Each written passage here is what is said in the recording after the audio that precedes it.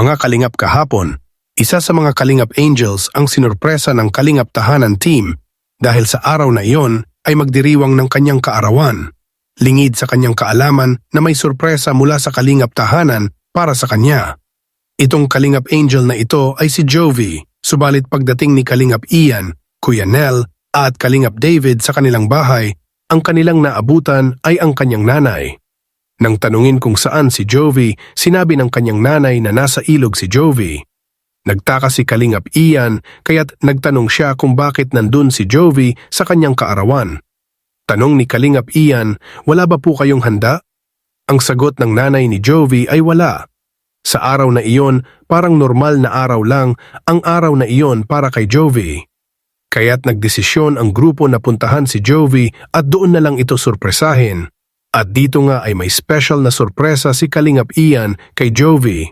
Matatandaan nyo nung huling vlog nito kay Jovi, malungkot ito dahil sa hindi pagpapakita ni Ryan at hindi pagsulpot nito sa kanilang tambalan, kaya sobrang lungkot ni Jovi. Kaya naman ngayon ay nais ng Kalingap Tahanan na maging masaya si Jovi sa kanyang kaarawan. Isa si Ryan sa mga magpapasaya sa kanyang kaarawan. Panoorin po natin ang naging kaganapan sa kanilang pagkikita. Gusto ko pag mag-wish ka, mag-pikit ka. Pikit ka muna hanggat hindi ko sinasabi. Ha? So, Pikit. oh, pikit ka. Yan. Pag sinabi kong blow the candle, saka ka magbukas ng ano, ng mata. Okay. Joby, make your wish. Yan. Blow your candle na. Thank you po. Happy birthday! Thank you so much po. Anong wish mo? Anong wish mo? Secret. Secret? Alam na namin yun. Thank you po.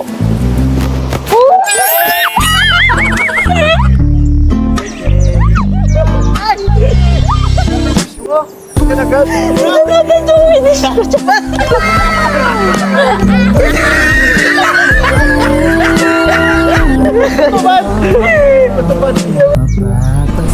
Hello. Kamusta? Ito siya ng mga nakakita. Hindi ka nabate. Nag-busy lang talaga. Anong sarap po? Malungkot ako. Nag-busy lang. Sorry. Ngayon, birthday mo. Yung birthday. Celebration. Ako? Kamusta yung nakarang? Malungkot. Lalo na yun. Fast food at bawang to. Kala ko mo lang. Kala ko nga ngayon yung birthday ko. Yung pwede yun. Busy lang talaga. Saka, Gusto ko sabi ko sana sa akin para iba din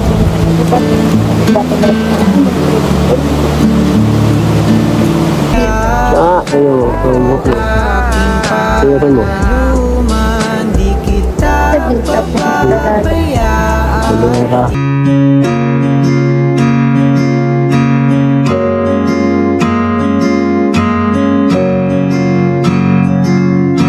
Ito na naman ang aking kapangluan.